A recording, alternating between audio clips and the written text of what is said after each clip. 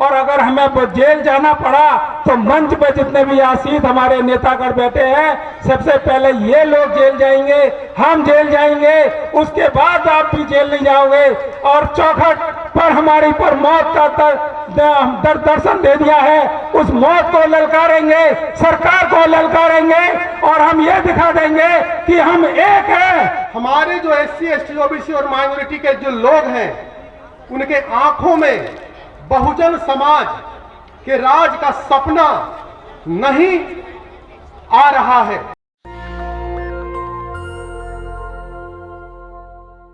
हमारे देश में इतना बड़ा घटना हुआ, लेकिन एक चौकीदार भी सस्पेंड नहीं किया गया।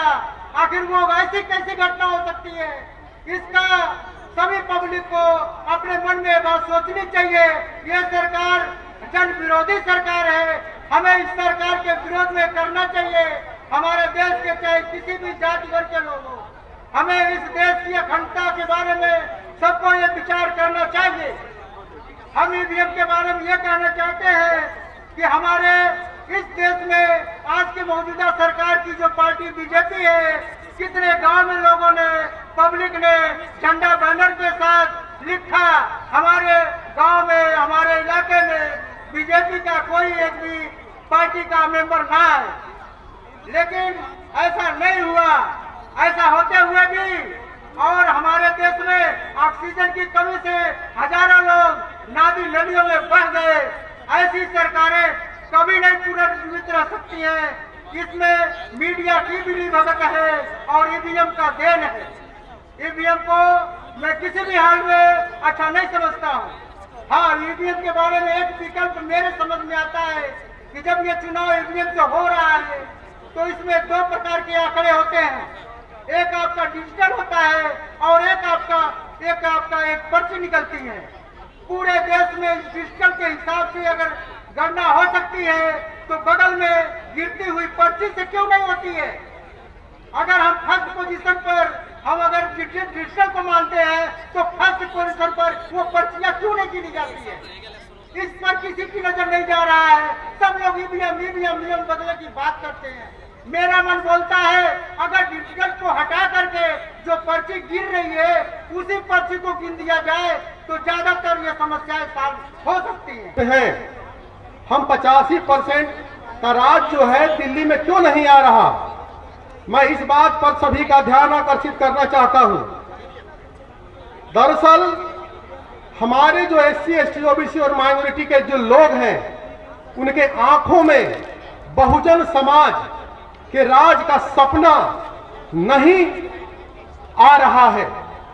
और जब तक बहुजन समाज का सपना हर बहुजन समाज के व्यक्ति के मन में नहीं आएगा, जब तक उसके आंखों में बहुजन समाज का सपना नहीं आएगा, तब तक बहुजन समाज का जो राज है वो सपना कभी पूरा नहीं होगा। हम 85% लोग बहुजन समाज का राज दिल्ली में लाने के लिए बहुत हल्ला करते हैं, चिल्लाते हैं, आंदोलन करते हैं, लेकिन सफल नहीं हो पाते।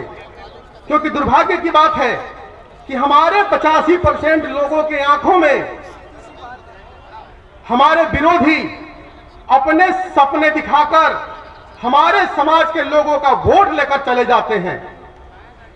और इसी कारण से हमारा बहुजन समाज का राज दिल्ली में नहीं आता।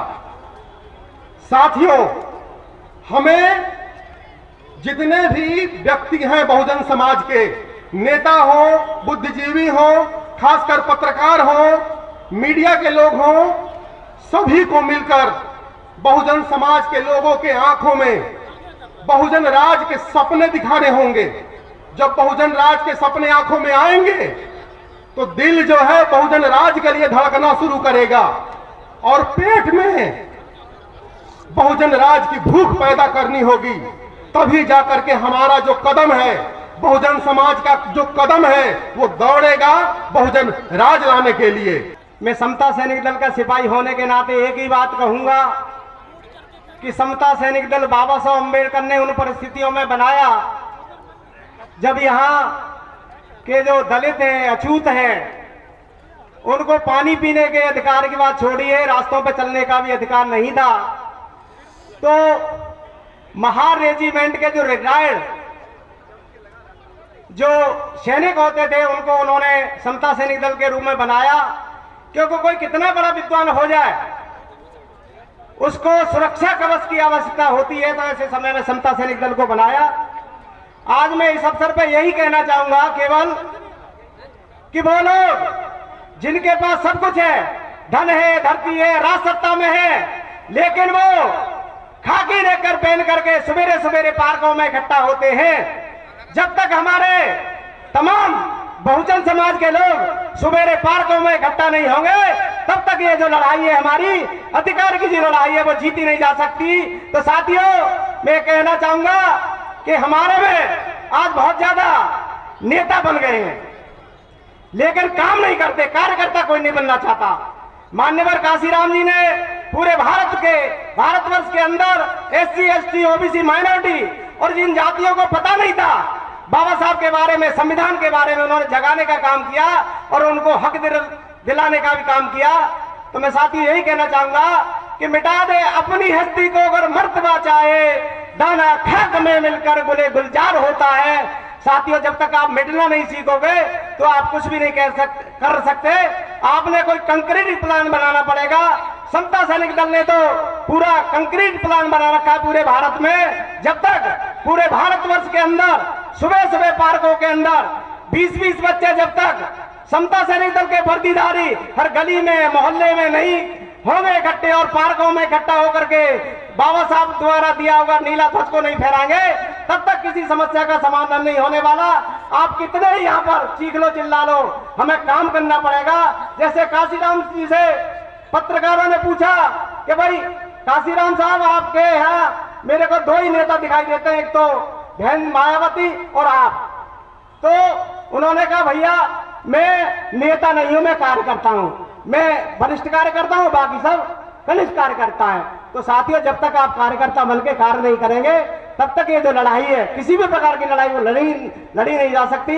आप कंक्रीट प्लान बनाइए और पूरे भारत में समता सैनिक दल की संख्याएं लगाइए। मिटा दे अपनी हस्ती को अगर मर्तबा चाहे, दाना खाक में मिलकर गुले गुलजार होता है। न जाने को इतने मतलबी हो गए लोग, निस्वार्थ के लिए औरत दौलत कमाओ, समता आंदोलन से भटके किसको मार्ग दिखाएं, इतने खुदगर्ज हो गए लोग। मैं आदरणीय पीडी संसार को और उनकी पार्टी को नमन करता हूं कि बहन जी के बाद यदि किसी ने काम किया है तो डीएमके ने किया है। ऐसी पार्टी को और ऐसे नेताओं को हम सलूट करते हैं और सलूट करना चाहिए। सही मायने में बाबा साहब अम्बेडकर का मिशन जो स्टालिन साहब हैं वो कर रहे हैं, उनकी पार्टी कर रही है और बहन जी ने किया था। जैसा कि हाथरस की बेटी के साथ नाइंसाफी हुई, उनके साथ अत्याचार हुआ और हमारे साथ कई दलित और बहनों के साथ, माताओं के साथ जो अत्याचार होते हैं, मैं आप सब लोगों के साथ हाथ कंधे से कंधा मिला के खड़ा हूं। अगर आपको मेरी कभी जरूरत पड़े तो जिला लेवल पर, हाई कोर्ट लेवल पर, सुप्रीम कोर्ट लेवल पर मैं आपके साथ खड़ा हूं और मैं आपके साथ निःशुल्क अपनी वकालत करूंगा और आपका मैं साथ दूंगा। अगर आप मेरे को इस लायक समझेंगे तो मैं अपने समाज के साथ खड़ा रहूंगा। और भाइयों, एक छोटी सी बात मैं आपसे कहना चाहता हूं। 14 अप्रैल को हमारे बाबा भीमराव अंबेडकर जी की जयंती है। एक बार जोरदार उनके लिए जिंदाबाद का नारा लगाए। बाबा भीमराव अंबेडकर जी, बाबा भीमराव अंबेडकर जी। देखो, आपकी आवाज यहां से लेके संसद तक जानी चाहिए। अभी कुछ दूर पहले एक वक्ता कह रहे थे कि जेल भरो आंदोलन। मैं आपसे जेल भरो आंदोलन के लिए यहां से अनुरोध नहीं करूंगा। मैं यहां पर आपसे कहूंगा कि जेल जाने को मैं तैयार हूं, केवल आप वोट दीजिए और अपनी सरकार बनाइए। और अगर हमें जेल जाना पड़ा तो मंच पे जितने भी आसीत हमारे नेतागढ़ बैठे हैं, सबसे पहले ये लोग जेल जाएंगे, हम जेल जाएंगे, उसके बाद आप भी जेल नहीं जाओगे। और चौखट पर हमारी पर मौत का दर्शन दे दिया है, उस मौत को ललकारेंगे, सरकार को ललकारेंगे और हम ये दिखा देंगे कि हम एक हैं और हम एक हैं। बहुजन समाज जिंदाबाद, जिंदाबाद, बहुजन समाज। नेशनल दस्तक की आपसे गुजारिश है कि अगर इसको बचाना चाहते हैं तो नेशनल दस्तक को सब्सक्राइब करने के लिए रेड कलर के सब्सक्राइब बटन को दबाएं, फिर बेल आइकन की घंटी दबाएं। नेशनल दस्तक को बचाने के लिए बहुत जरूरी है कि हर खबर को शेयर करें, लाइक करें, कमेंट जरूर करें।